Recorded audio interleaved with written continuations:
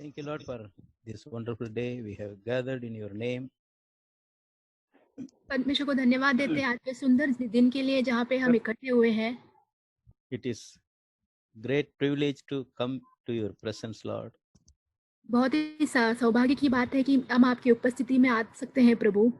Please encourage us. In the name of Jesus we pray. Amen. हमें प्रोत्साहन दीजिए प्रभु, यीशु मसीह के नाम से हम मांगते हैं, आमीन। Can you speak a little louder about but Okay.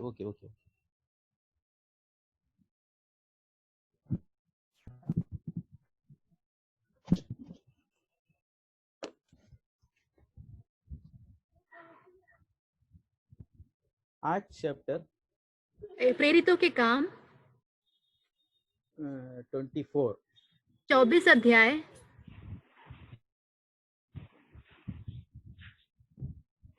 verse 16. 16 वाक्य।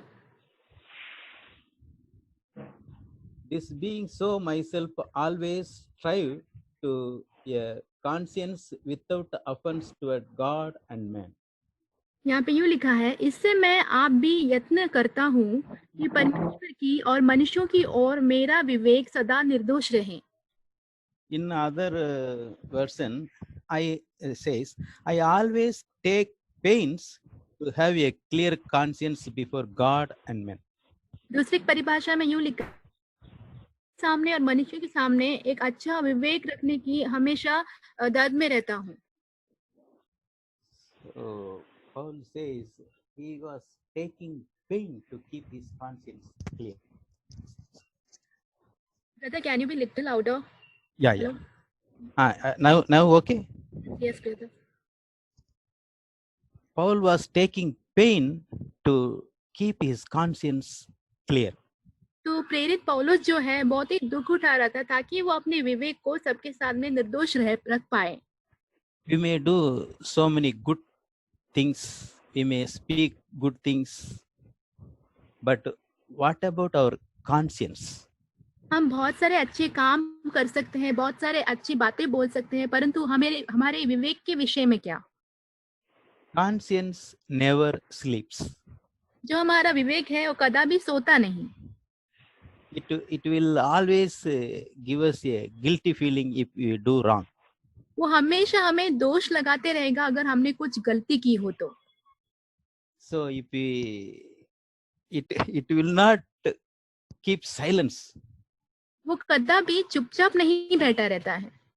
So for example, in my life I heard so many times I said right these things. So many brothers and sisters say I said right these things, that things. तो मैं उदाहरण के तौर पे मैं अपने जीवन में सुनते रहता हूँ, बहुत सारे भाई बहन कहते हैं कि मैंने ये बातें बोली है, वैसे बोला है। So I once traveled in a bus without ticket. तो एक बार मैं बस में यात्रा कर रहा था बिना टिकट के। Then after that, one brother testified that I also did not travel in a train, but I took 2 tickets and teared it. तो उसके बाद एक ब्रदर ने ऐसी गवाही दी कि मैंने यात्रा नहीं की ट्रेन में, परंतु मैंने 2 टिकट निकाले फिर उसको फाड़ दिए। So my conscience pricked me. तो मेरा जो विवेक है मुझे चुभा रहा था। Then once immediately I asked God to give me grace to do that. तो तुरंत ही मैंने परमेश्वर को बोला कि प्रभु आप मुझे कृपा दो कि मैं ये कर पाऊं। Then I traveled a bus. I took 5 tickets and teared it. तो बाद में मैंने बस में यात्रा किया और 5 टिकट लिए फिर उसको फाड़ दिया मैंने। Then only my mind and heart became peaceful. तभी मेरा मन और मेरा हृदय जो है एकदम शांति से रह पाया। So if we keep our conscience little bit guilty feeling, it will sleep. Even we cannot sleep peacefully. अगर हमारे विवेक में थोड़ा सा भी हमें दोष लगाते रहता है तो हम चैन से कदापि सो नहीं पाते। So keeping our conscience is more important, my dear brothers and sisters. तो हमारे विवेक को सदा निर्दोष रखना बहुत ही महत्वपूर्ण बात है भाइयों बहनों। So if we strive God, pray God, God will give grace to do. अगर हम परमेश्वर से मांगते हैं, उनसे प्रार्थना करते तो प्रभु अपनी कृपा हमको देता है उसे करने के लिए। 1 Peter 3:16. पहला पत्रुस 3 इसका 16 वाक्य, Having a good conscience, so that when you are slandered, those who revile your good behavior in Christ may be put to shame. यहाँ पे लिखा हुआ है पहला पत्रुस 3:16, और विवेक भी शुद्ध रखो, इसीलिए कि जिन बातों के विषय में तुम्हारी बदनामी होती है, उनके विषय में मैं जो तुम्हारे मसीही अच्छे चाल चलन का अपमान करते हैं लज्जित हो। If we keep our conscience, nobody will blame us. अगर हम अपना विवेक शुद्ध रखते हैं और तो कोई भी हमें बदनाम नहीं कर सकता। That is the thing. God's word says, if God is for you, who can be against you? वही प्रभु का वचन भी कहता है कि अगर परमेश्वर तुम्हारे संग है तो कौन तुम्हारा विरोधी हो सकता है। We strive to keep our conscience clear. God will definitely help us. अगर हम लगातार कोशिश करते रहे अपने विवेक को शुद्ध रखना, तो परमेश्वर हमारी सहायता करते रहेंगे। If our conscience is not clear, our faith is fake faith. तो अगर हमारा विवेक है जो शुद्ध नहीं है, तो हमारा जो विश्वास है वो झूठा विश्वास है। Bible says some have made shipwreck of their faith by rejecting faith and good conscience. तो परमेश्वर की वचन में यूं लिखा है कि कुछ लोगों ने परमेश्वर के विश्वास को त्याग दिया है, उसके वचनों को और उसके पीछे चलने की उन बातों को त्याग कर झूठे विश्वास के साथ चलते हैं। So it is very important, my dear brothers and sisters, keeping our conscience clear before God and men. बहुत ही महत्वपूर्ण बात है कि हम अपना विवेक जो है परमेश्वर के सामने और दूसरे लोगों के सामने शुद्ध रखें। May God help us to do so. Amen. परमेश्वर ये करने में हमें हमारी मदद करे। आमीन।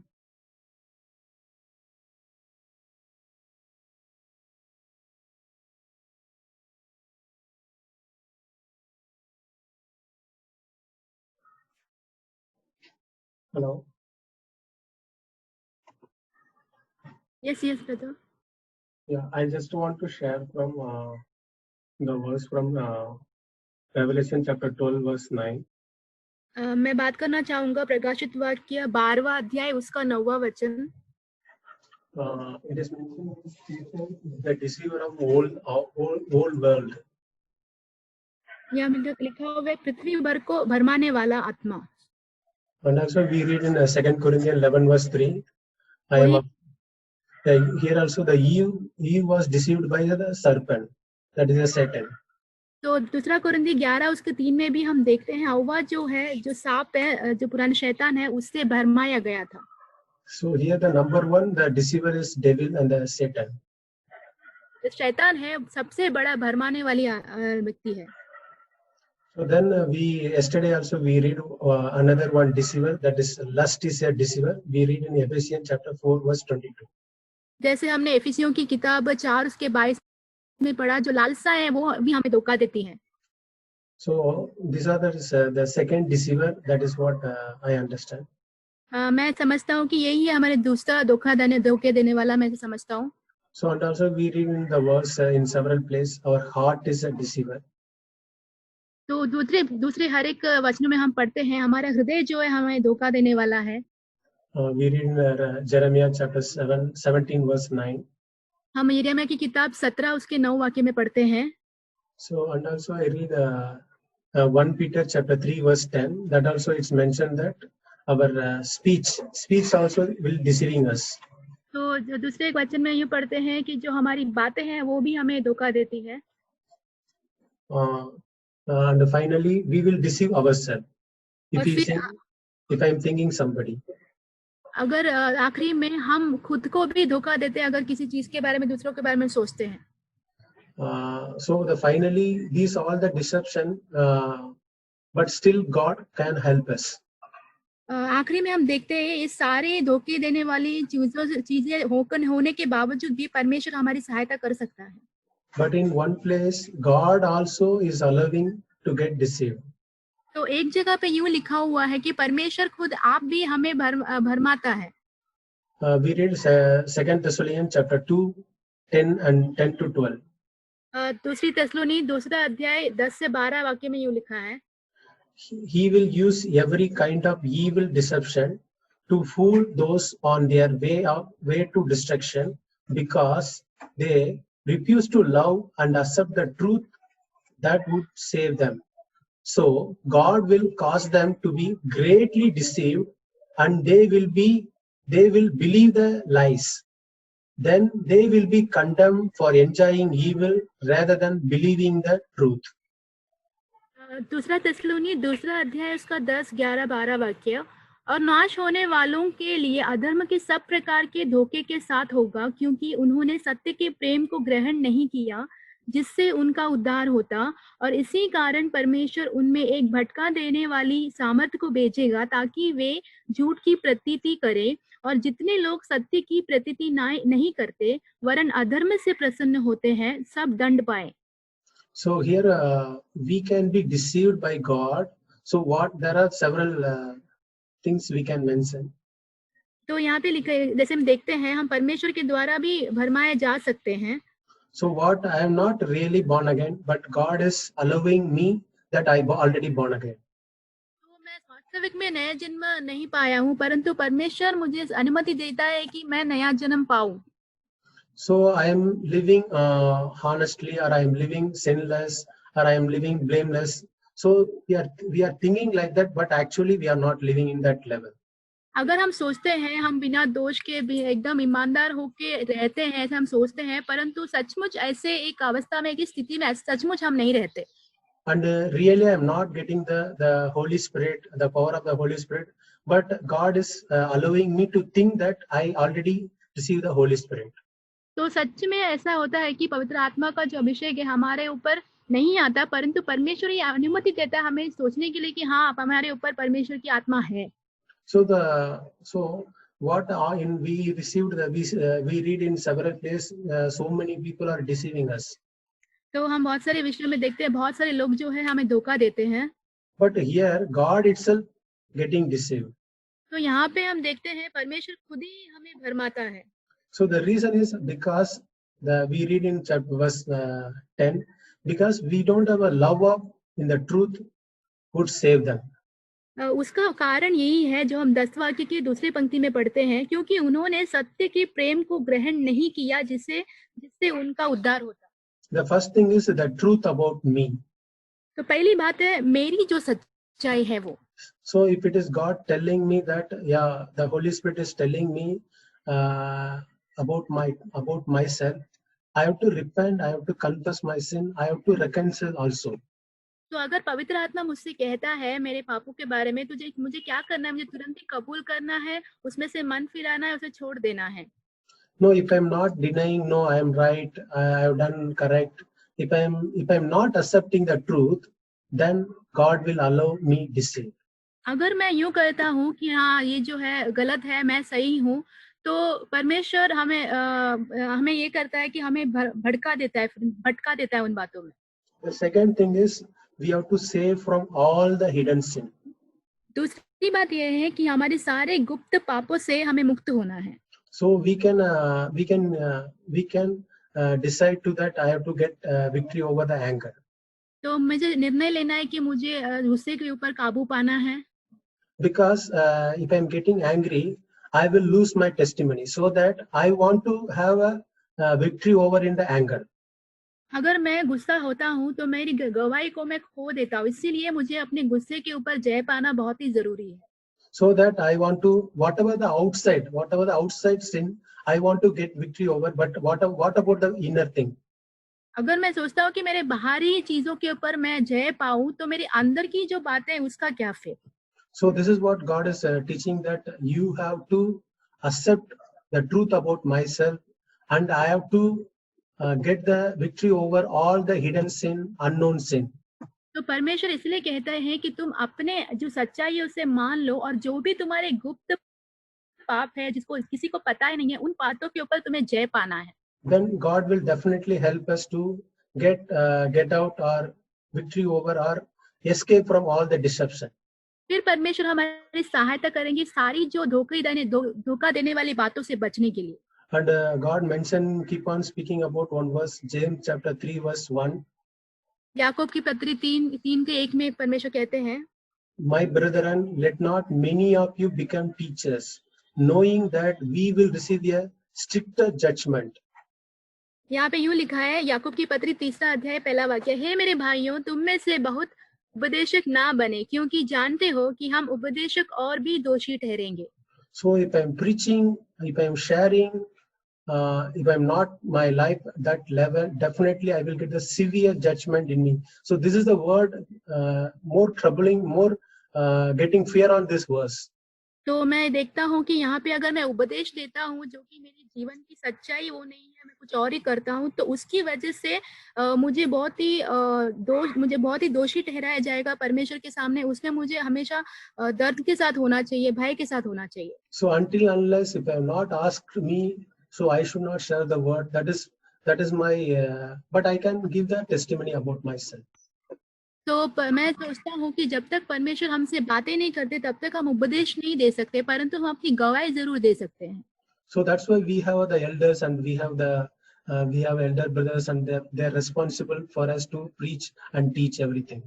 तो इसीलिए परमेश्वर ने हमें प्राचीन लोग दिए हैं ताकि वो ही इसके जिम्मेदार है, हमें उपदेश देने के काबिल है और सिखाने के काबिल है। Amen. Praise God. I have been blessed by a song recently which I have heard many times in the group as well as in the Sunday school.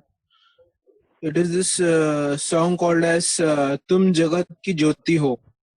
And it speaks about the Sermon on the Mount when Jesus spoke to his disciples. And it's really blessed me, and I hope someone writes even further on it. I'll just sing it a little bit. Please excuse me for the tune. My tune is not so good, but I'd like to sing it from my heart.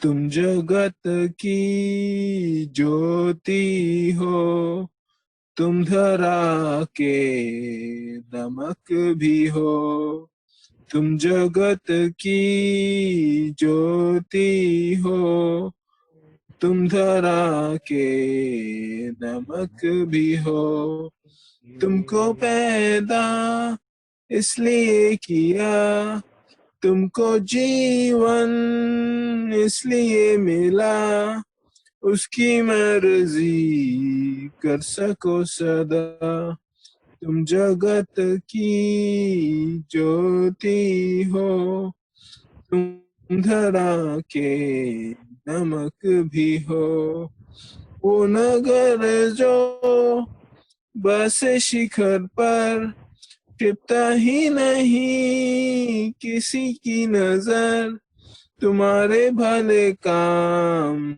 चमके इस तरह, पड़ोसी से प्रेम तुमने सुना है, दुश्मनों से प्रेम मेरा कहना है, तभी तुम संतान परमेश्वर समान, आके बदले आग बुराई का सामना है, फेरो दूसरा गाल सैलो सब अन्याय, ऐसा जीवन ही पिता को भाता है. And it's really blessed because whatever Jesus taught in the Sermon on the Mount, that's really what is being said in that. And I would be really blessed if someone could write something like, पराई स्त्री पर बुरा नजर मत देखना, अपने दोस्त अपने भाई पे गुस्सा मत करना, जब तुम उपवास करो तो किसको बोलना मत, जब तुम प्रार्थना करो तो किसको बोलना मत, अपने कमरे में जाके करना, जब तुम दान दो तो किसको बोलना मत, जब तुम बिल्कुल चिंता मत करो कल के बारे में. Someone could write that would be really a blessing, because it's what we read in the scriptures, that is like we read, but when we sing a song we remember that, and that goes into a system. That really has blessed me, and I'd like to live by that, by the fullness of the Sermon on the Mount and the fullness of God's word. Amen.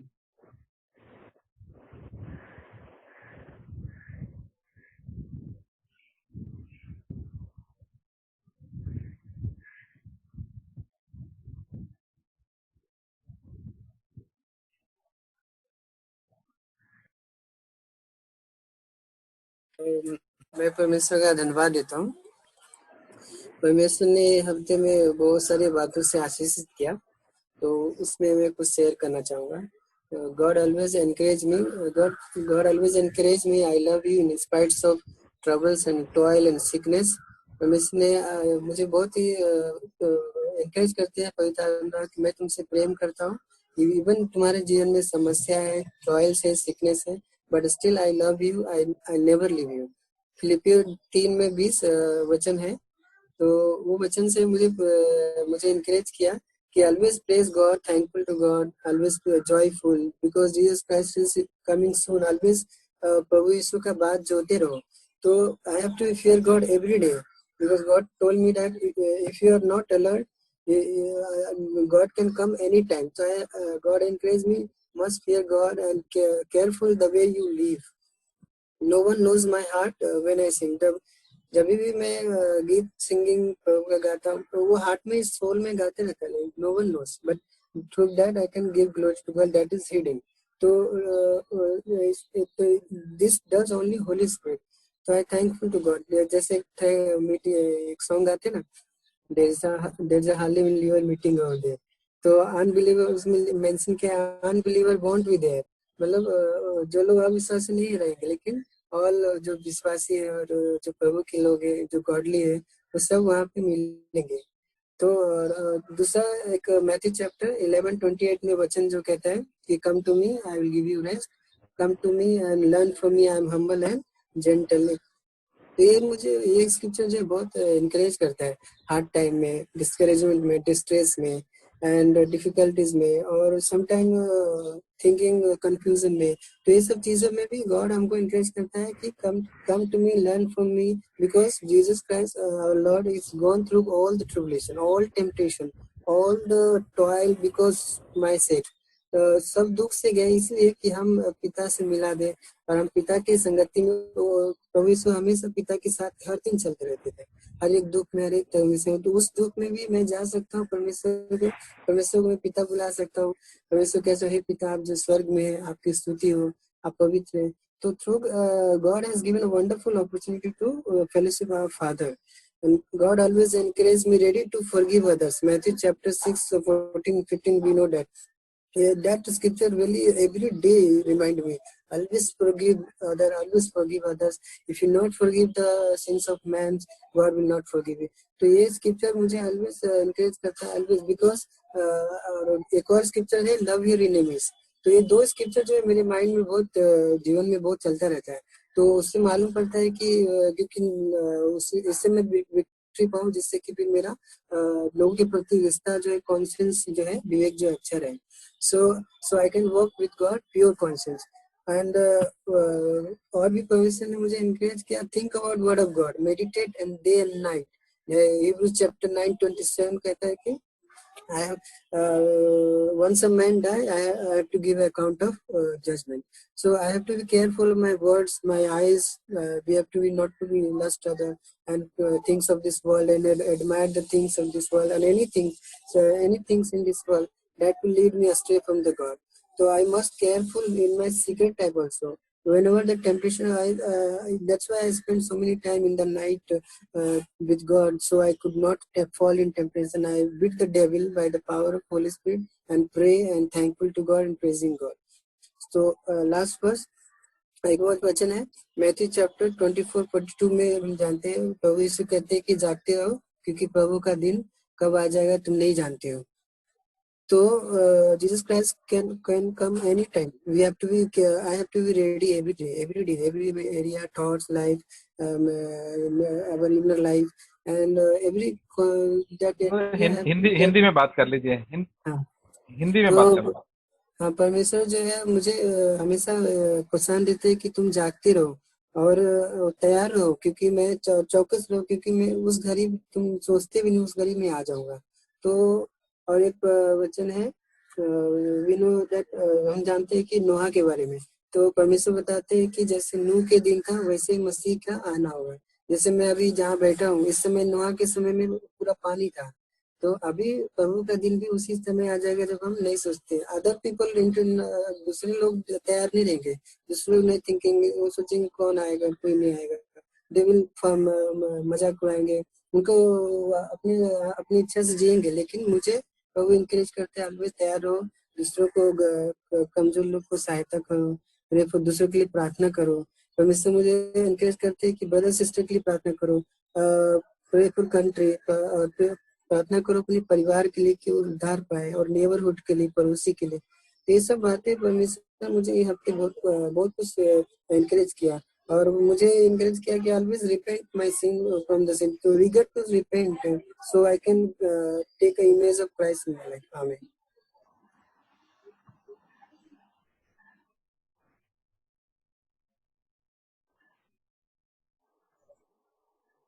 मैं भाई परमेश्वर अब को धन्यवाद या देता हूँ आज के दिन के लिए।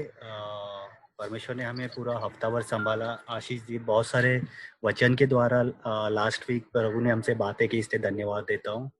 खास करके कल का जो वचन जो हुआ था उसके ऊपर मैं मनन कर रहा था कि हमारे 3 शत्रु है, उसके ऊपर हमें जय पाना है। तो पहला शत्रु तो शैतान है, दूसरा अपना वर्ल्ड है, एंड तीसरा हमारी खुद की स्वार्थी इच्छा। तो कल मैं रात को मनन कर रहा था तो उसमें मुझे एक बात पता चली कि ये शत्रुओं से हमेशा हमें मरते दम तक उनसे लड़ना है। तो ये हम कैसे कर सकते? बाइबल में यीशु मसीह ने कहा है पवित्र शास्त्र में कि तुम जब तक 2 स्वामी का एक साथ सेवा नहीं कर सकते, या तो एक से बैर या तो एक से प्रेम कर सकते हो। तो यीशु मसीह ने ये भी साफ कहा, अगर तुम मुझसे प्रेम करते हो, यूहन्ना की किताब में लिखा है 14-15 वाक्य में, if you love me you will keep my commandment. तो मतलब यही है कि अगर हम प्रभु से प्रेम करें तो हम उसकी हर एक कमांड, हर एक बातें उनकी सुन सकते हैं। पुराने समय में पवित्र शास्त्र में इजराइलों को लॉज मिला था, लेकिन वो लॉ के ऊपर वो नहीं स्थिर रह पाए क्योंकि उनमें प्रेम की कमी थी। लेकिन परमेश्वर ने हमें वो बातों से दूर करके हमें एक प्रेम करना को बोला है। अगर हम सच में प्रभु से प्रेम करते हैं तो हम इन शत्रुओं से लड़ भी सकते हैं और इसी पर जय भी पा सकते हैं हमारे मरने तक।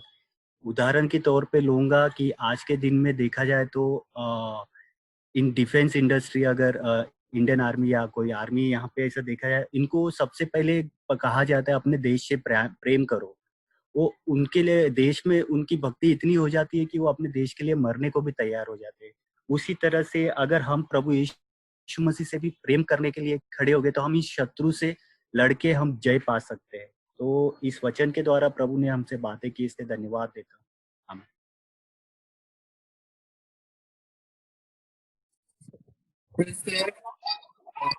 धन्यवाद करता हूँ कि प्रभु ने मुझे एक मौका दिया कि मैं अपने जिस तरह मैं पिछले 2 हफ्ते पहले या 1 महीने पहले जिस समय ग्रस्त हो गया था कोरोना वायरस से, तो मैं बहुत कमजोर हो गया था। उस समय मेरे में कोई ताकत नहीं थी, बोलने के पास मैं बाहर होता था, बहुत मैं कमजोर हो चुका था। और मैं जब एडमिट था तो मैं प्रभु से यही प्रार्थना किया कि ब्रदर ने भी कॉल किया था कि देखो यीशु, जो भी कुछ है प्रभु से तो प्रार्थना करो, अपना दिल को साफ करो, जो भी तुम्हारे अंदर है प्रभु से माफी मांगो, पछताव करो। तो मैंने उस समय पछताव किया। अगर मेरे अंदर कुछ गलती है, क्रोध है या जो भी पाप है, मैंने प्रभु से प्रार्थना किया। और उस वक्त मैंने बोला, प्रभु अगर तेरी इच्छा मुझे फिर घर जाना है तो मुझे घर भेज, अगर तेरी इच्छा है तो मेरा यही पर अंत है। तो फिर मैं सोचा, प्रभु अगर तेरी इच्छा है मेरा तो प्रभु तेरे दे। तो मैंने प्रार्थना किया था उस समय जब मैं हॉस्पिटल में था। तो बहुत तभी भी काफी दिन तक मुझे परेशानी हो रही थी मेडिसिन लेने में, और मुझे कोई परिवर्तन नहीं आ रहा, शरीर में कोई इम्प्रूव नहीं होता। फिर भी यही प्रेयर किया। उसके बाद फिर से मैंने प्रेयर किया, प्रभु अगर तू मुझे घर भेजता है, मेरे लोगों के बीच भेजता है, तो प्रभु मैं आपके लिए अधिक से अधिक मैं जीऊं और सिर्फ तेरी करके। फिर मैं ये प्रार्थना को निरंतर मैं करने लगा जब मैं हॉस्पिटल में था। तो प्रभु धीरे धीरे करके काम करने लगा।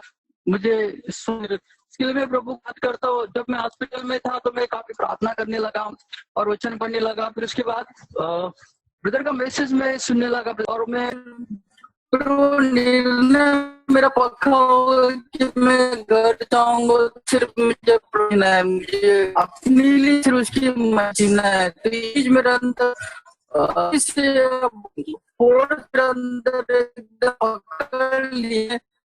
प्रभु मुझे पूरी से स्वस्थ किया है और मुझे सारी हानि से इन्फेक्शन से प्रभु ने मुझे दूर किया। इसके लिए मैं प्रभु को धन्यवाद करता हूँ कि उसने हम पर अनुग्रह किया, मेरे परिवार पर अनुग्रह किया और मेरे सारे लोगों पर उसने अनुग्रह किया कि मुझे फिर से लेके आया। उनके लिए मैं प्रभु को बहुत धन्यवाद करता हूँ। और मैं चाहता हूँ कि प्रभु से प्रार्थना है कि मैं और अधिक प्रभु के लिए जो जैसा मैं पहला चाहता था वैसा नहीं, उससे अधिक मैं प्रभु के लिए जीऊं और प्रभु की मर्जी को पूरा करूं। और प्रभु ने मुझे ही नहीं पर मेरे घर में जब मैं नहीं था, मेरे ग्रेस सिस्टर इनको भी काफी सारा घर में ही थे और उनको ना बाहर जाने मिलता था। इधर हम जहाँ पे विरार में रहते कट जाता था और ना बात करते, तो ऐसा परिस्थिति में प्रभु ने उनको भी बहुत संभाला, ग्रेस को प्रभु ने संभाला है। इसके लिए मैं प्रभु को बहुत धन्यवाद करता हूँ कि प्रभु हम पर दया किया है। मैं बहुत प्रभु को धन्यवाद करता हूँ मैं अपनी कलीसिया के लिए, इतना अच्छा कलीसिया हमको दिया है। हम मेरे बुरी स्थिति में हमें साथ देता है, मदद करते। मैं प्रभु को धन्यवाद दूं ऐसे कलीसिया के लिए, ऐसे भाई बहनों के लिए जो हमारे परिवार के लिए प्रार्थना किया है। प्रभु को मैं कोटि कोटि धन्यवाद देता हूँ। I'd like to thank God for this time. For this time He has given. As I said before also, Jesus is the best example to follow because in every part of His life it resembles in our daily life. So we can take example of Jesus, like in a very small part also. If I am sitting discouraged, I can look at Jesus, and when I come to Jesus and ask Him for the way, He will show us. So in Him the delight will be there. So I was encouraged by there are many characters of Jesus where we can follow. So one of the characters of Jesus, as we all know, that He is the Prince of Peace. He gives peace heart, and He is a humble heart. So if we ask the God for that humble heart, He will definitely give us. So I like to share one of the things, one character of Jesus where He was humble character, and it was not only at home but also in His ministry also. We see Him very calm and polite and giving answers. Even the Pharisees were torturing Him. They were asking questions about Him, but he did not get angry on that, but He gave in a polite way answer. So that is the character where I like to follow Jesus, and I like to be in that image. So one thing I like to share about His character, where he shows in action, just not He speak, but He also showed in action. So I like to share in Matthew chapter 12. In Matthew chapter 12, there is a incident. There is one situation happens where we see the character of Jesus, how He handles or how He tackles the Pharisees. So in that, in Matthew chapter 12, it says that there was I will not read the whole verse, but I'll just see the part of it. So in verse 1, it says that their disciples and Jesus were walking through a grain field, and His disciples were hungry, and they started picking up the grains and started eating. So we see that in verse 2, the Pharisees were following them. That somewhere they can pin down Jesus and His disciples, and they can catch hold of it. But how He handles, we can see in this whole chapter.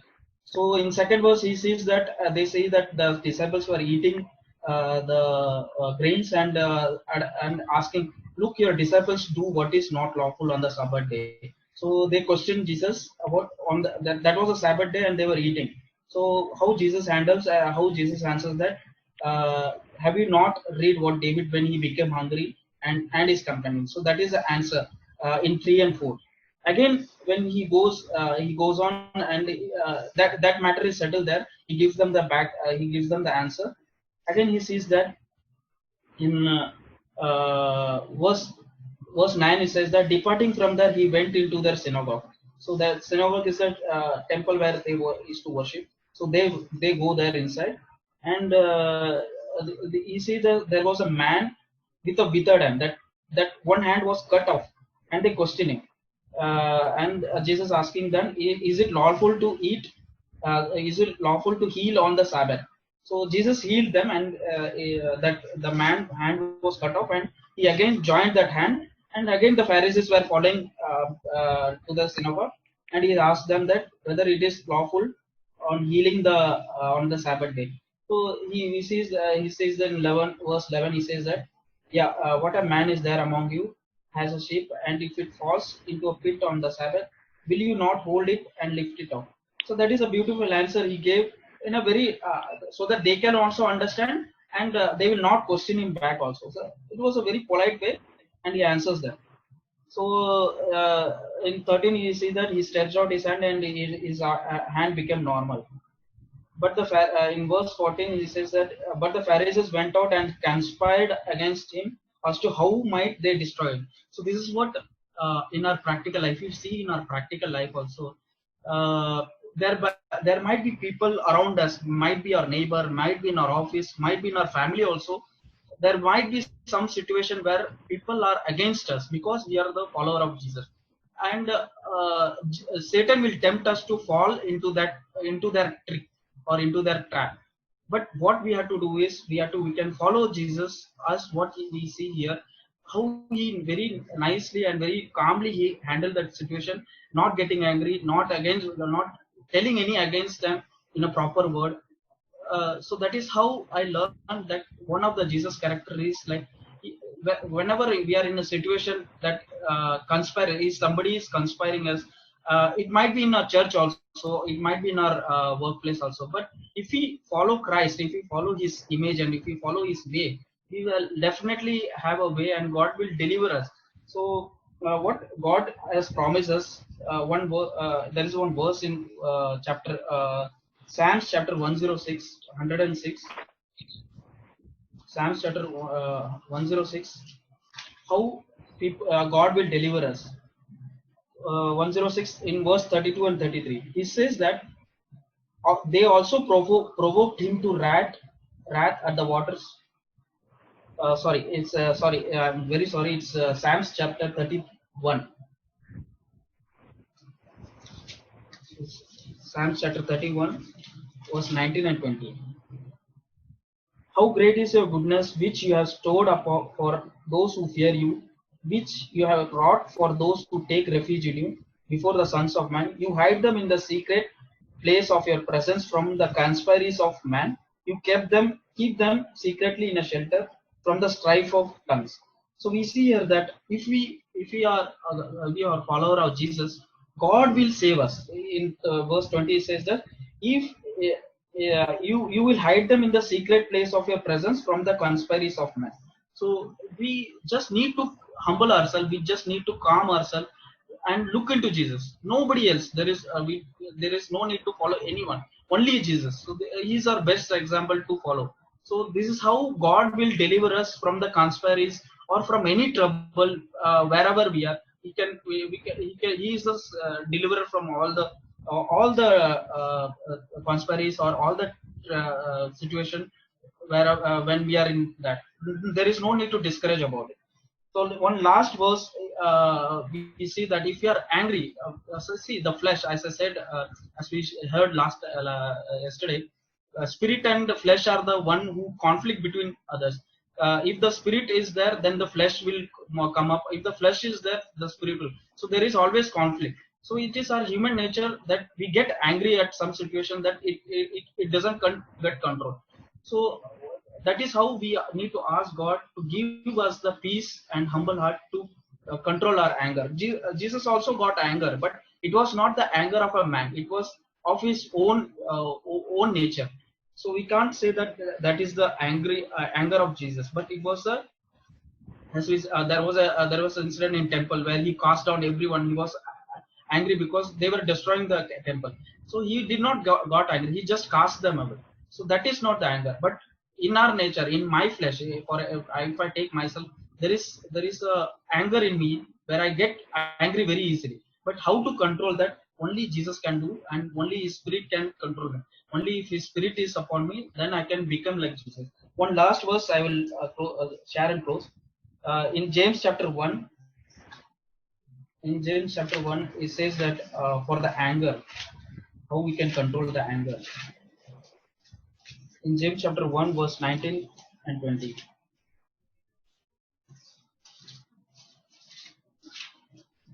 It says that, this you know, my beloved brethren, everyone must be quick to hear, slow to speak, and slow to anger. For the anger of man does not achieve the righteousness of God. Therefore, putting aside all filthiness and all the remains of wickedness, in humility receive the word implanted, which is able to save our souls. So, if we put our anger and slow to anger, we can able to save our souls from the hell. So even the anger can lead us to hell. So I thank God for the precious word He has given, and the precious and the perfect example Jesus as my forerunner in my life and in my family, wherever I am. I like to be Jesus, and I want. It is difficult to follow, but we have to take a step. We have to take a step to be like Him. But I pray to God that I want to become like Him, and I pray that He give my humble heart to obey His words. I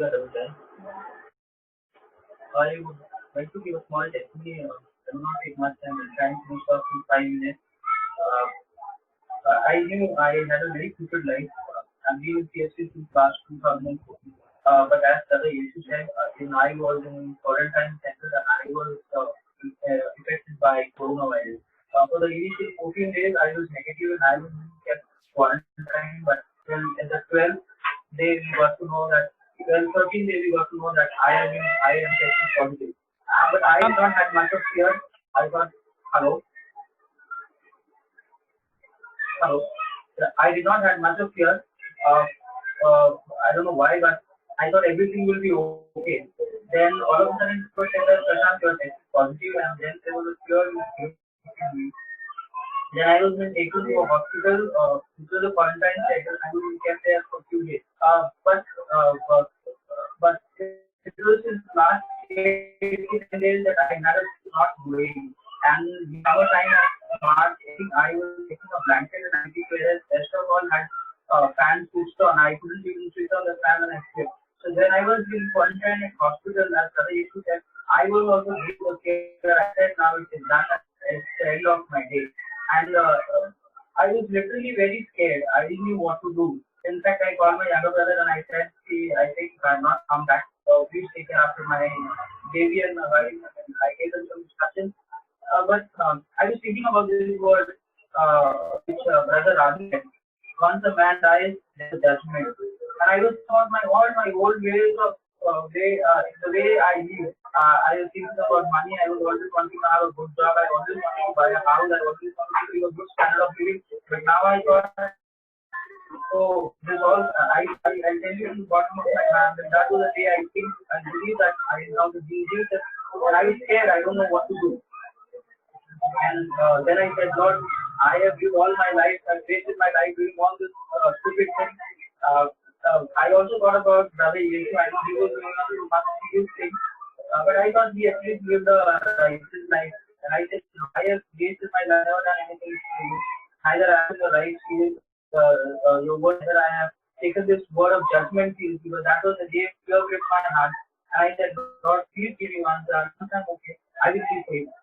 And I think God had mercy on me. I had fever for so many days. In fact, even in hospital, it was not hospital quarantine center, the doctors were giving medicine, and because I still had the same problem. Nothing was there, but by the grace of God, everything was there. But I like to thank God for coronavirus. It is a blessing for me, because the details that are telling me that, no, God, that what is more important. I always took it very casually. But then when I saw it, I knew that not coronavirus.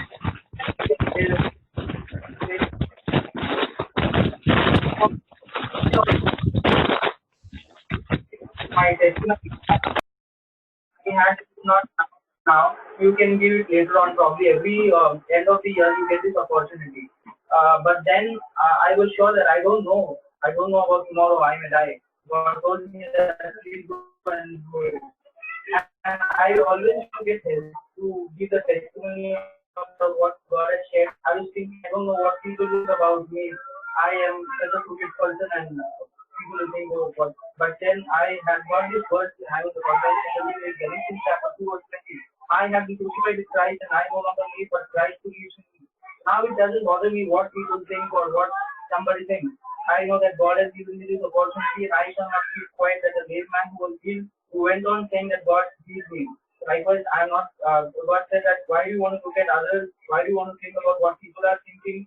You just go and your testimony what Lord has done, because it is no more who you live, it is a Christ who lives in you. I was very encouraged, and also I would like to take 2 more minutes. I think I will take 2 more minutes and I'll end it up. I heard this song today which says Prabhu ki mahima mile chahe wo tera apman. So this is a great opportunity when people try to put you down or something. Let them think what you are. As long as you are glorifying God, we must go ahead. We must go ahead and speak the word of God, and we must encourage each other. One more thing, what brother Ashwin sang this song, yes, I will tell you it is a very encouraging song. I had to listen to this song the day brother Raju had sang. It literally had a meaning to it. That what I was encouraged out of it is, because see 1 Corinthians chapter 4:20 says, kingdom of God is not mere word, but it is living by the God's power. It is not what I speak, but I must live according to the word of God. And there are so many things like what that song sings about, or what speaks about. And it says, and you are the salt of the earth, and you are like a city which is set on the hill. So it is not by my word, but I must be the light of this world, so that people may look unto me and glorify God. I must be like a hill that is there on the city. I must be like a city that is there on the hill. Because those cities are not hidden, everyone can see. So my aim is now to please the Lord and to please like God, so that people can see Christ in me and change their lives. Amen. मेरी सूरत बिगड़ी थी, मेरा दिल था खाली, तूने सी चाल उसे ताकि आए हरियाली। मेरी सूरत बिगड़ी थी, मेरा दिल था खाली, तूने सी चाल उसे ताकि आए हरियाली। क्यों ना बोलूं फिर मैं तेरी जय जयकार, क्यों ना बोलूं फिर मैं तेरी जय जयकार। जय जयकार, जय जयकार, तूने मेरे लिए क्या कुछ न किया। जय जयकार, जय जयकार, तूने मेरे लिए क्या कुछ न किया। परमेश्वर को मैं धन्यवाद देती हूँ आज के दिन के लिए, और मैं एक छोटी सी गवाही देना चाहती हूँ। 1 हफ्ते पहले की गवाही है एक्चुअली। पहले हमारे पूरा घर, पहले मैं बीमार हुई थी, फिर बाद में 3 दिन के बाद मेरे हस्बैंड भी बीमार हो गए, तो हमको थोड़ा सा टेंशन हो रहा था कि क्या होगा फिर। परंतु उन सारे मुश्किल समय में उस जो वीकनेस था हमारे शरीर में, तो भी परमेश्वर की जो वचन हम रोज सुनते थे, हमारे लिए बहुत ही सौभाग्य की बात था कि हमें रोज एक संगति मिलती थी जिसमें हम वचन सुनते थे। उस जीवित वचन ने हमें प्रोत्साहन दिया, हमें उस जो हमें क्या बोलते एंजाइटी जो आती है उनमें से बाहर निकलने के लिए परमेश्वर ने सहायता किया।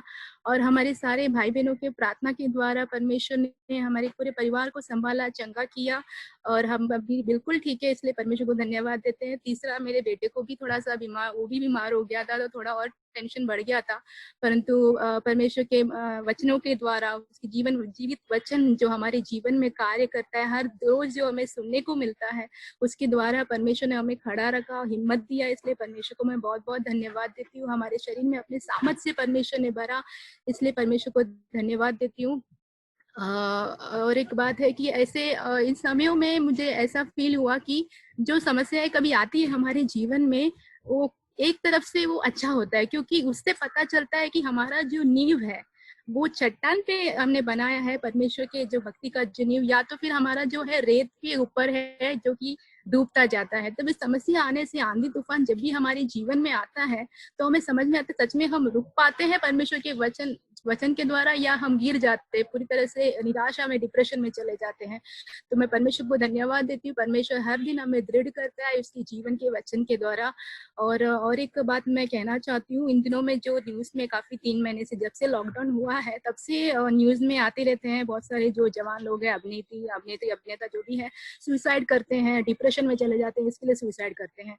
तो उन बातों में मैं सोचती हूँ हम भी ऐसे थे, विश्वासी होने के बावजूद भी हम हमारी गलतियों की वजह से बहुत बार हम भी ऐसे दौर से गुजर चुके हैं जहाँ पे हमारी मनोदिशा भी उस तरह उस एक मुकाम पर आ पहुंची थी, परंतु परमेश्वर की कृपा और परमेश्वर के जीवित वचन के द्वारा हम उनमें से उभार पाए। परमेश्वर ने उस कीचड़ से हमें बाहर निकाला, क्योंकि हमें परमेश्वर ने बुलाया था, हमें अपना संतान बनाया, इसलिए हम उसमें से निकाले गए और आज तक हम जीवित है परमेश्वर के सामने। ये सब कुछ जो है, हम आज जो कुछ भी है, सब कुछ प्रभु की कृपा परमेश्वर की दया से ही है। हमारा कोई बुद्धि नहीं, ज्ञान नहीं, हमारा कोई भी सामर्थ के द्वारा नहीं, परंतु सब कुछ जो है हमें परमेश्वर को महिमा देनी चाहिए। मैं परमेश्वर को धन्यवाद देती हूँ। परमेश्वर ने इतना तक मेरे परिवार को मुझे संभाला, आशीष दिया। प्रभु को स्तुति हो। आमीन।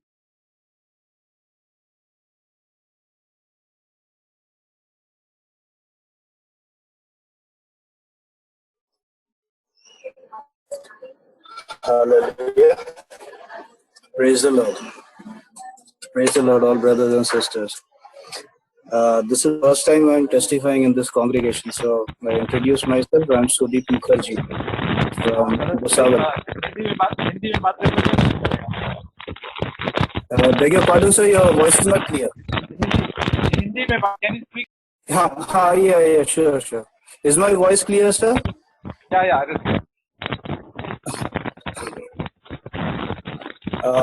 मेरा नाम सुदीप मुखर्जी है और मैं भुसावल से हूँ, और मैं उनमें से हूँ जो परमेश्वर ने मेरे जीवन में बहुत बड़ा, जैसे वचन में है कि जिसका बड़ा पाप क्षमा किया जाता है वो और ज्यादा परमेश्वर के पास धन्यवाद कृत होता है।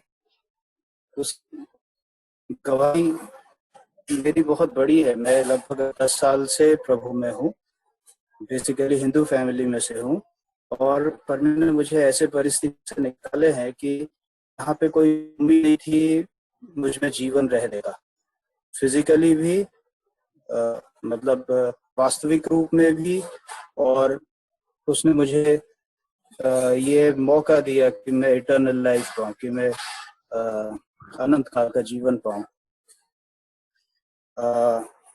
बहुत बड़ी गवाही है, मैं बाद में कभी और शेयर करूंगा। परमेश्वर ने एक समय मुझे नर्क का भी दर्शन दिया है, कि जो मैं खुद को पहले समझता था कि मैं बहुत धार्मिक हूँ, आत्मधार्मिकता हर इंसान में होती है और मुझ में कुछ ज्यादा था। परमेश्वर ने दिखलाया कि एक्चुअली इंसान होता क्या है। फिलहाल जिस ट्रेंड में हम चल रहे हैं उस ट्रेंड में एक गवाही देता हूँ। ये भी थोड़ी पुरानी है, अभी से लगभग 2-2.5 साल पहले जब थॉमस सर से मेरी पहली बार मुलाकात हुई थी, उस समय उन्होंने एक किताब हमारे साथ शेयर किए थे जो ब्रदर जैक का था, और उस किताब में से पढ़ने के बाद पवित्र आत्मा ने मुझ में बहुत ज्यादा बोझ डाला था कि जो वचन मैथ्यू 3:8 में है, लूक 3:8 में है कि पश्चाताप के उचित फल लाना चाहिए, और उसमें जिस तरह का अभी भी जो आज के दिन जो ये गवाहियां शुरू हुई वो भी वही वाले ट्रेंड से, वही वाले परमेश्वर के आत्मा में फ्लो होकर के शुरू हुई है कि मुझ में उस समय बहुत ज्यादा पवित्र आत्मा बोझ डालते थे कि जब तक तेरे जीवन में ये सब कमी घटिया है तो कैसे अनंत काल के जीवन को पाएगा। तो मेरे जीवन में ये था कि मैं मेरे यूथ के दिनों में, मतलब जब मैं 19-20 साल का था, जब मैं ग्रेजुएशन कंप्लीट कर रहा था का, तो उसी समय मेरा अपॉइंटमेंट भी हुआ था रेलवे में, और मैं खेलने में ज्यादा था, तो मैं साल भर बाहर ही रहता था कैंप्स में, और पढ़ाई होती नहीं थी। और उस समय ऐसा चल जाता था, आजकल शायद चलता होगा, कि मतलब मैंने थोड़ा अपना इन्फ्लुएंस यूज करके गलत तरह से जो हॉल टिकट होता है फाइनल ईयर एग्जाम के लिए, बीकॉम के लिए जो हॉल टिकट होता है, उसमें मैंने अपना स्नैप चेंज करके मेरा एक फ्रेंड का स्नैप लगा दिया था, और मेरे 2 सब्जेक्ट जो है मेरे बजाय वो मेरा फ्रेंड अपीयर हुआ था, इकोनॉमिक्स और अकाउंटेंसी, और पास हो गया। उसके बाद सर्टिफिकेट भी आ गया। बहुत अंदर कहीं ना कहीं मुझ में हमेशा ये फीलिंग हुआ करती थी कि मैं गलत किया हूँ। तो पहले अपने सर्विस रिकॉर्ड में मैंने जोड़ा नहीं वो सर्टिफिकेट, लेकिन बाद में एक ऐसी परिस्थिति आई कि जहां मुझे लगा कि वो सर्टिफिकेट छोड़ने से मुझे थोड़ा सा करियर में बूस्ट मिलेगा, तो मैंने वो सर्टिफिकेट को, ग्रेजुएशन के सर्टिफिकेट को मेरे सर्विस रिकॉर्ड में जोड़ दिया था। और अभी से ये 2.5 साल पहले जब ये मैसेज मेरे पास तक पहुंची और बहुत ज्यादा पवित्र आत्मा का कन्विक्शन आने लगा, तो पवित्र आत्मा ने मुझे हिम्मत दिया और अंदर से कन्विक्शन इतना खाया जा रहा था कि कुछ भी हो, ये सर्टिफिकेट को मैं अपने पास नहीं रखूंगा। और मैंने एक बार हिम्मत किया, बहुत सारे इसके रेपरकशन हो सकते थे, मैंने एक बार हिम्मत किया और उसको स्पीड पोस्ट में एक बड़े से एनवेलप में डाल करके मैंने दोबारा से उसको पूना यूनिवर्सिटी भेज दिया। और फिर इंतजार करता रहा कि पता नहीं अब क्या होता है, हो सकता मेरे नाम से वारंट निकलेगी, मैं अरेस्ट होऊंगा, नौकरी शायद चली जाएगी, ऐसे कई चीजें। लेकिन फिर मन शांति, जो भी होगा देख लेंगे, जो भी होगा खुदा है साथ में।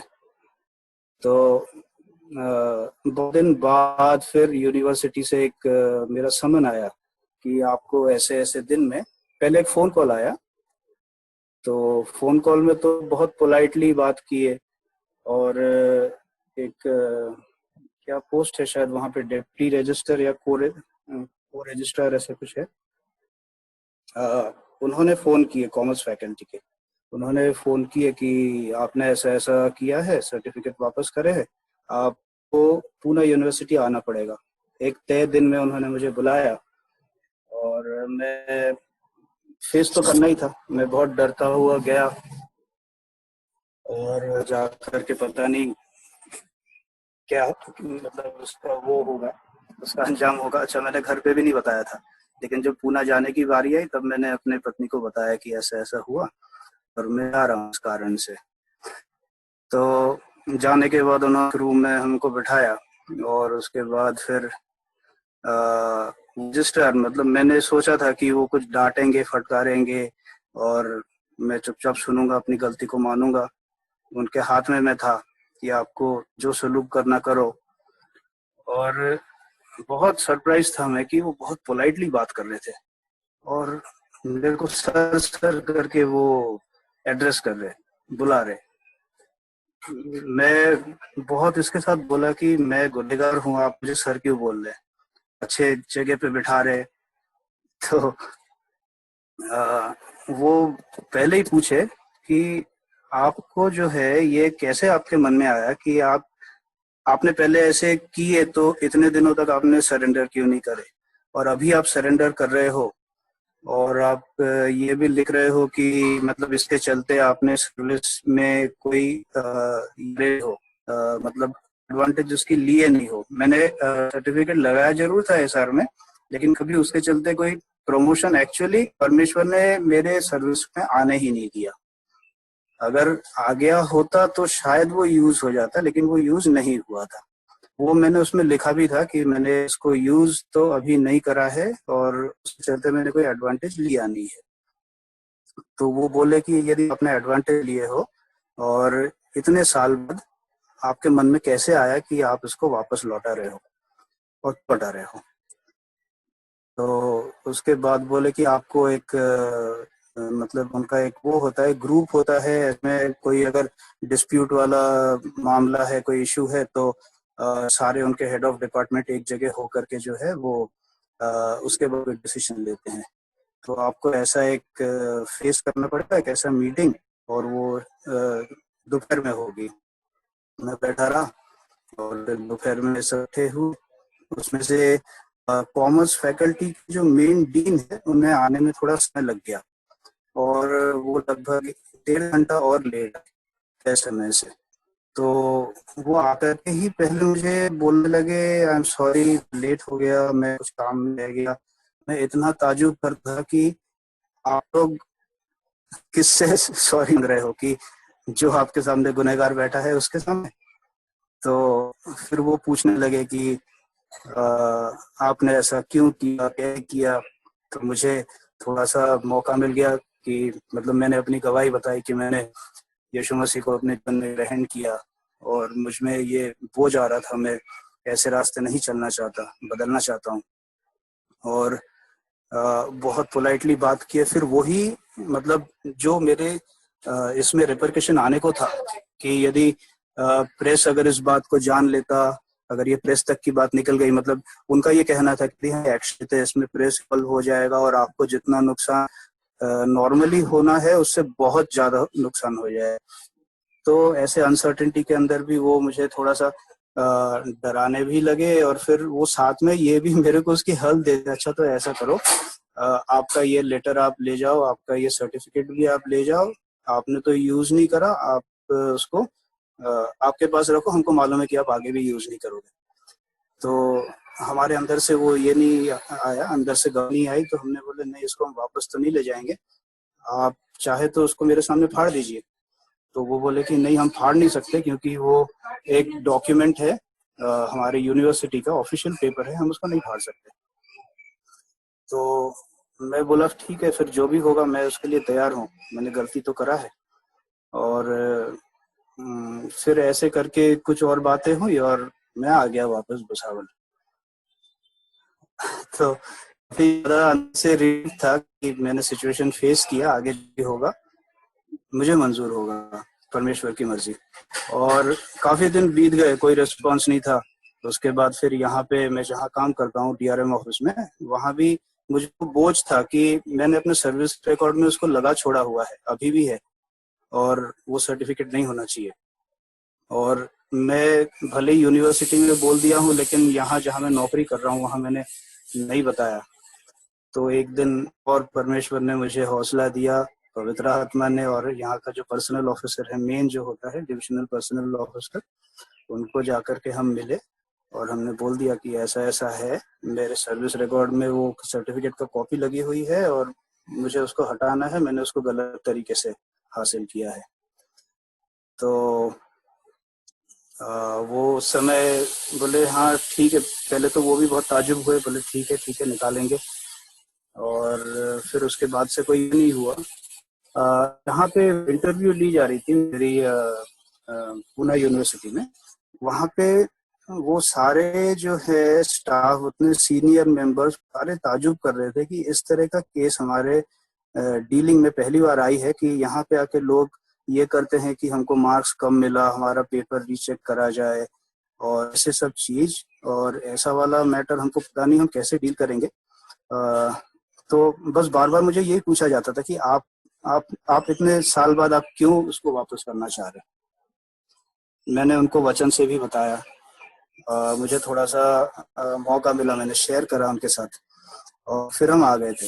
यहाँ पे सीनियर DPO साहब को हमारे बोलने के बाद भी वो हाँ तो किए, लेकिन मैं अपने तरफ से मेरा बोझ कम हो गया था कि मैंने बता दिया है।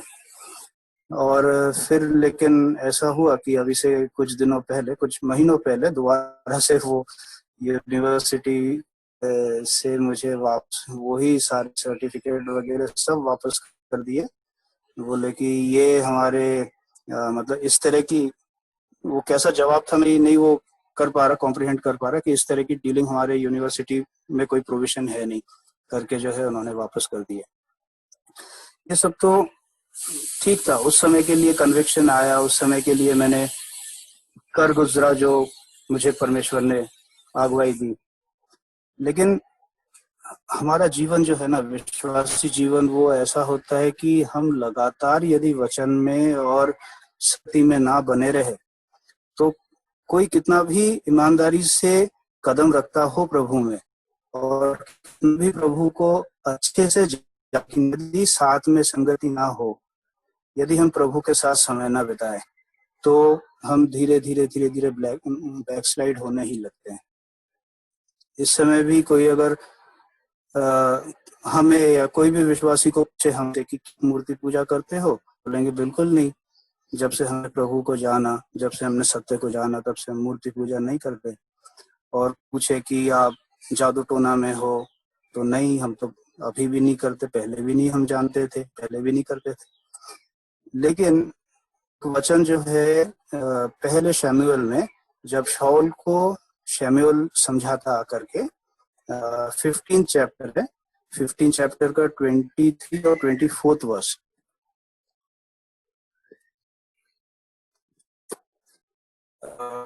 बोला गया है कि स्टबर्ननेस और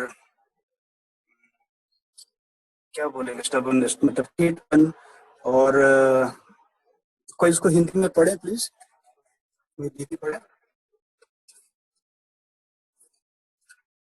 हेलो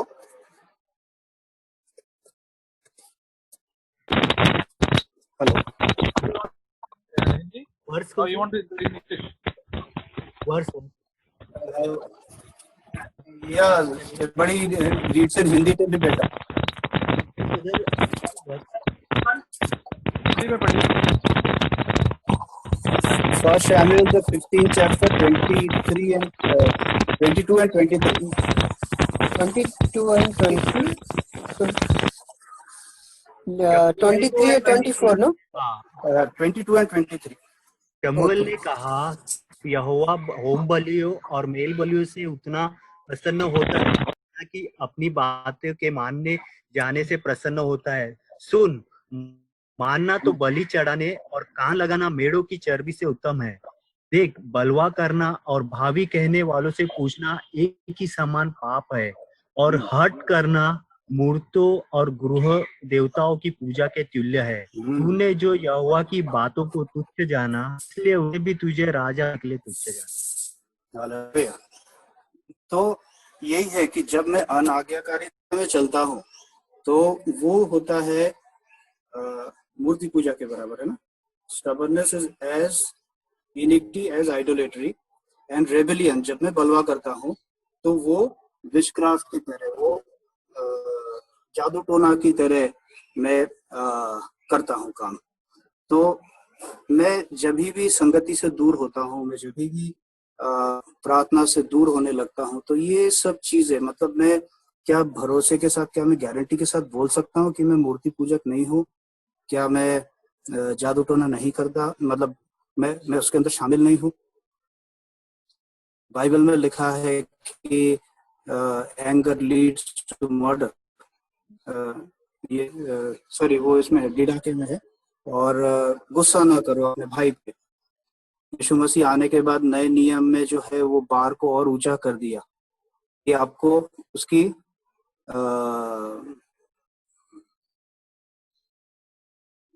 कि आपका जो है उसमें नर्क जाना तय हो जाता है ना। तो और कई सारे बातें हैं। क्या मैं अभी प्रलोभन से बिल्कुल प्रूफ हो गया हूँ? क्या मैं प्रलोभन से बिल्कुल अपने आप को दूर रख सकता हूँ?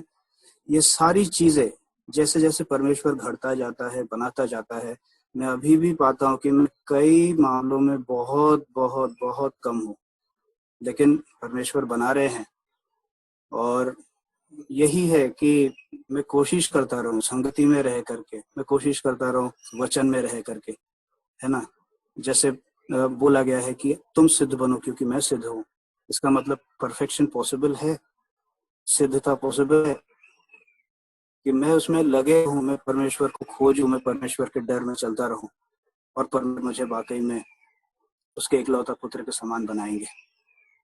Hallelujah, praise the Lord.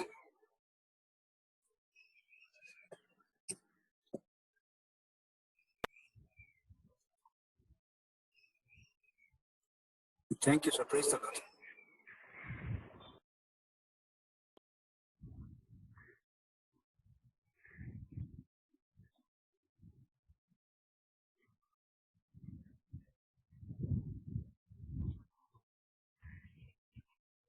Sister Lisa there?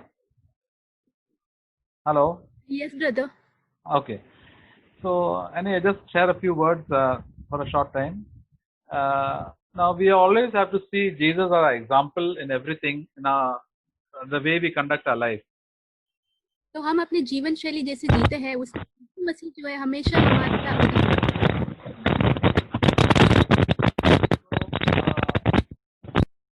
Brother, some disturbance on your side.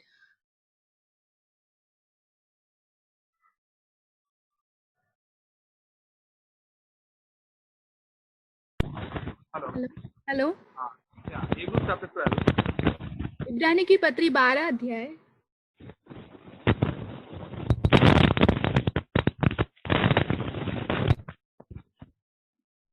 You have some disturbance on your side, brother.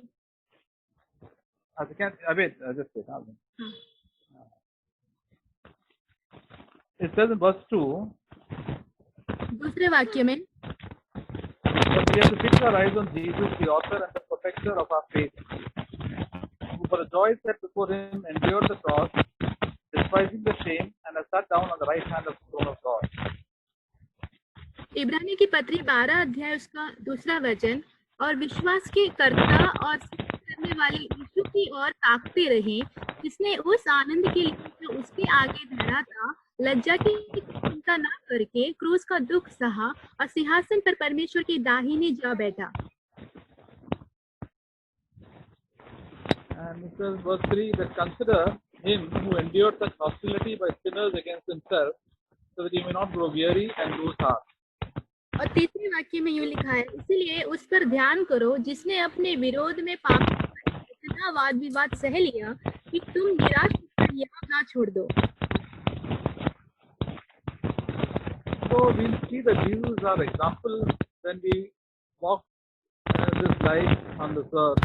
Every day Jesus will be our example. हम देखते हैं हमारे जीवन के प्रतिदिन जो हम यीशु मसीह ही हमारा एकमात्र उदाहरण है. We have to fix our eyes on Jesus, look unto Jesus in all our problems of life, in everything. Hello, can you hear me? Background,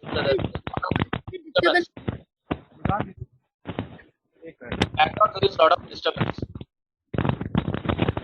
Okay.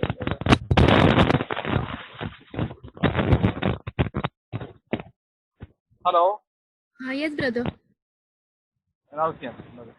So, in all our problems in life every day, we have to look unto Jesus. It means we have to think about the Lord, put our problems to the Lord, and see how the Lord would behave in that situation.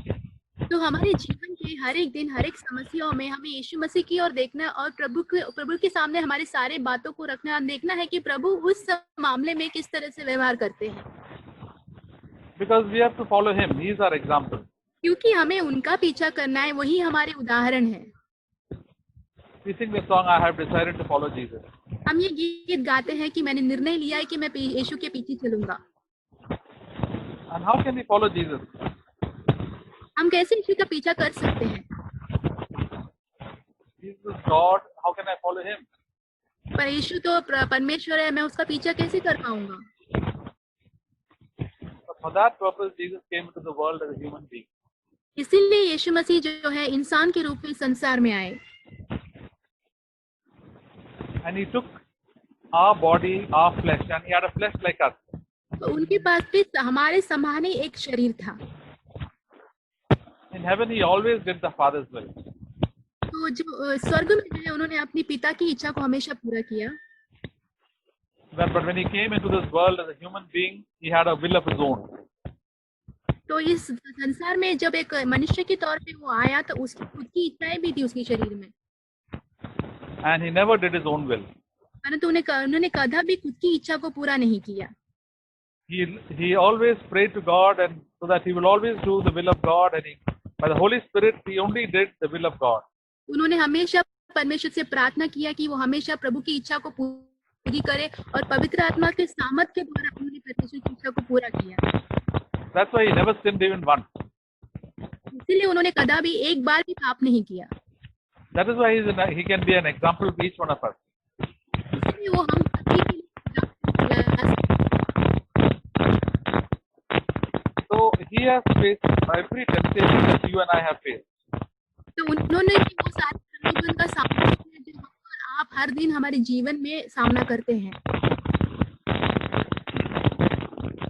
In chapter 4, verse 15, it says, Hebrews chapter 4, verse 15. इब्रानियों 4:15. For we do not have a high priest who cannot sympathize with our weaknesses, but one who has been tempted in all things as we are, yet without sin. इब्रानियों की पत्री 4 अध्याय उसका 15 वाक्य, क्योंकि हमारा ऐसा महायाजक नहीं जो हमारी निर्बलता में हमारे साथ दुखी ना वरन वह सब बातों में हमारी नाई परखा तो गया तो भी निष्पाप निकला. We know that Jesus, our high priest, he prays for us. तो हम जानते हैं कि यीशु मसीह जो है एक महायाजक है जो हमारे लिए प्रार्थना करते रहते हैं। He knows the pressure of temptation because he also faced every temptation that you and I face. तो जानते हैं प्रलोभन का दबाव क्या होता है, क्योंकि उन्होंने भी उन सारे प्रलोभन का सामना किया जो हम और आप आज सामना करते हैं। The temptation to sin, get angry, and to sin. He also faced every temptation, but he never got angry and never sinned. तो हम जैसे प्रलोभन है पाप करने का, गुस्सा करने का, यीशु मसीह को भी सारे प्रलोभन आए ये सब, परंतु उन्होंने कभी पाप नहीं किया। He cried out to God, and then God helped him, and he could remain calm in that situation. तो उन्होंने परमेश्वर से पुकारा, परमेश्वर से प्रार्थना किया, तो उनको उस समय में उस हालातों में शांत रहने का उन्हें अनुग्रह मिला। He also faced sexual temptation. उन्होंने लैंगिक जो पाप है उसका भी प्रलोभन But by the power of the Holy Spirit, he overcame. परंतु पवित्र आत्मा की सामर्थ के द्वारा उसके पार हो जा सके, उस पे जयवंत पा सके। He says he was tempted in all things ऐसे यहाँ लिखा हुआ है as we are. वो सारे बातों में लुभाए गए जैसे हम लुभाए जाते हैं। That is why I have no excuse for any of my sin. इसलिए मैं कदापि कोई भी मेरे पापों के लिए बहाना नहीं बना सकता। If I get anxious, I have to go to the Lord and say, Lord, I'm feeling anxious. Please help me to overcome. Help me to have peace in my heart, that you are in control of my life. अगर मैं बहुत ही चिंतित होता हूँ, मुझे अपने परमेश्वर के पास कहना है कि परमेश्वर मेरे हृदय को नियंत्रण करके इन सारी चीजों पे नियंत्रण पाऊं, क्योंकि आप मेरे जीवन पे नियंत्रण करते हैं। Because anxiety is a sin. क्योंकि जो चिंता करना है वो एक तरह का पाप है। Just as anger is a sin. जैसे गुस्सा करना पाप है। And all pornography is sin. सारे जो अश्लील चित्रों को देखना पाप है। And all immoral thoughts are sin. और सारे जो चरित्रहीन बातें, सारी बातें पाप है। Judging other people is a sin. दूसरों का न्याय करना भी पाप है। But the Lord never judged. He was so, even though he faced the temptation, God gave him. Your voice is Hello. Yeah. But now how is it? Yeah, now fine. By the power of the Holy Spirit, he overcame. परंतु पवित्र आत्मा के सामर्थ के द्वारा इन सारी चीजों पे उन्होंने जय पाया। Chapter 2, verse 15, verse 16. 15 वाक्य। Chapter 2, verse 16. Hebrews. इब्रानी 2:16। So assuredly he does not give his help to angels, but he gives help to the descendants of Abraham. इब्रानी की पत्री 2 अध्याय 16 वाक्य, क्योंकि वह तो स्वर्गदूतों को नहीं वरन इब्राहिम के वंश को संभालता है। So we are the descendants of Abraham, and he comes to give us help. तो हम जो है इब्राहिम की जो वंशजन है और वो हमारी सहायता करने के लिए आया है। Verse 17 says, therefore he had to be made like his brethren in all things, that he might be a merciful and faithful high priest in things pertaining to God, to make propitiation for the sins of the people. उसी में 17 वाक्य, इस कारण उसको चाहिए था कि सब बातों में अपने भाइयों के समान बने, जिससे वह उन बातों में जो परमेश्वर से संबंध रखती है एक दयालु और विश्वास योग्य महायाजक बने, ताकि लोगों के पापों के लिए प्रायश्चित करे। So when Jesus came into the world, he was born of the Spirit, and he's just like us. He was like we are born again, and we faced every temptation, but he overcame.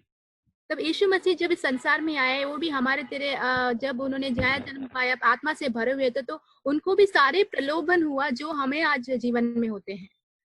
And he didn't do a single sin in his whole life.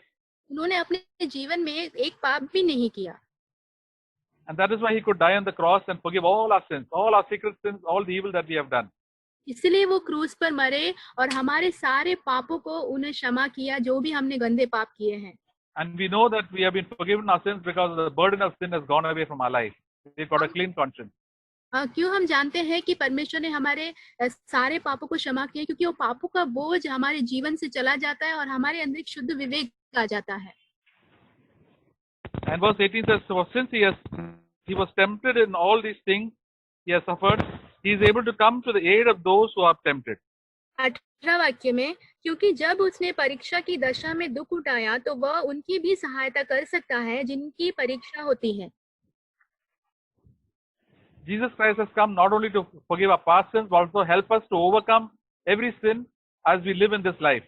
यीशु मसीह आए हैं सिर्फ हमारे पुराने पापों को क्षमा करने के लिए नहीं, परंतु हर रोज की जो हमारे लुभावनापन है या परीक्षा है उनमें से हमें पार होने के लिए, उसमें हम जयवंत होने के लिए हमारी सहायता करने। He has come to make us holy just as he was holy. वो आए हैं हमें शुद्ध करने के लिए, जैसे वो पवित्र है वैसे हमें पवित्र करने के लिए। That is why in all the troubles and temptations in life, we must always go to the Lord. इसलिए हमारे जीवन के सारे समस्याओं में, सारे प्रलोभन में हमें परमेश्वर के पास जाना चाहिए। He will come to our help. वो हमारी सहायता करेंगे। And when we call upon the name of the Lord, we will be saved. जब हम प्रभु का नाम पुकारेंगे तो हम बच जाएंगे।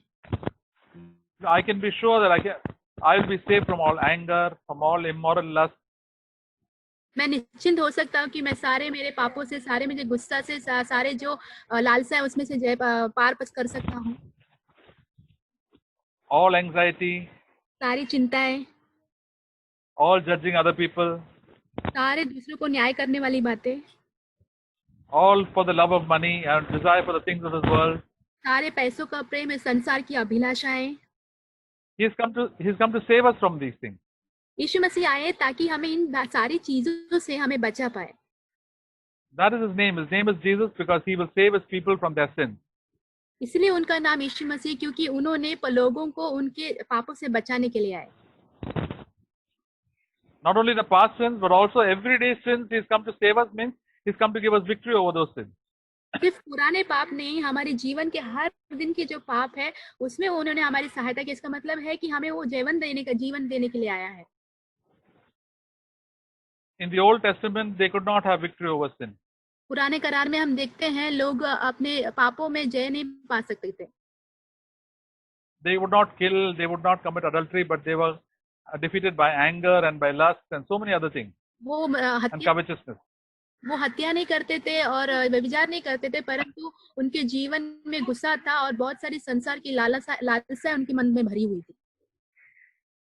But as that Jesus has come in the new covenant to deliver us from all our fleshly lusts and desires. यीशु मसीह नए वाचा में आए ताकि हमारे सारे शरीर की अभिलाषाएं और जो लालसा है उसमें से हमें छुड़ाने के लिए। That is why I must always look into Jesus. He says he is my example. तो इसीलिए मुझे यीशु मसीह की ओर हमेशा देखते रहना है, क्योंकि उन्होंने कहा कि मैं तुम्हारे लिए एक उदाहरण हूँ। Moses is not my example. मूसा मेरा उदाहरण नहीं है। Moses lost his temper. Moses तो गुस्सा हो गया था। David is a man after God's own heart, but he went committed adultery and did murder. तो दाऊद जो था परमेश्वर के हृदय के अनुसार रहने वाला व्यक्ति होने के बावजूद उन्होंने व्यभिचार किया और उन्होंने लोगों को घात किया। But Jesus is a perfect example and he can save us from our sins. यीशु मसीह जो है एकदम सिद्ध उदाहरण है जो हमें हमारे पापों से छुड़ा सकते हैं। Why is that? Because Jesus came in my same flesh, the same human desires, same selfish will that I had. वो ऐसा क्यों है? क्योंकि यीशु मसीह जो है हमारी जो खुद का जो शरीर है उसमें इस संसार में है, सारे खुद की स्वार्थी इच्छाओं के उस शरीर में यीशु मसीह आए। We know John 3:16. हम जानते हैं यूहन्ना 3। But that is for our past life, for all our past sins. He forgives our sins and gives us eternal life. वो हमारे सारे पुराने पापों को क्षमा करता है और हमें एक अनंत काल का जीवन देते हैं। But if we want to live a godly life, we must trust and believe 1 Timothy chapter 3 verse 16. अगर तुम्हें एक विश्वासी जीवन जीना है तो हमें हमेशा पहला तिमोथी chapter 3 verse 16. पहला तिमोथी 3 अध्याय उसका 16 वचन।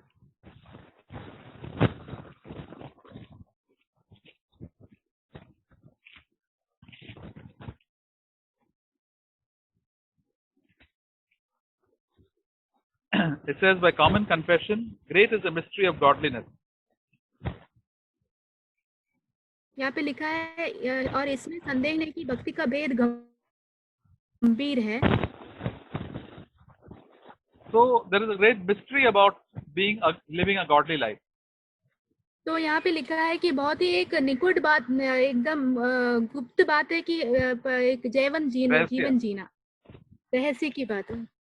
It is a mystery. There is a rest. It is a great mystery. How can a person live a life just like Jesus lived? एक रहस्य की बात है कि कैसा कोई व्यक्ति यीशु मसीह ने जैसा जीवन जिया था वैसे जी सकता है। And what was the mystery is that he was revealed in the flesh and vindicated in the spirit.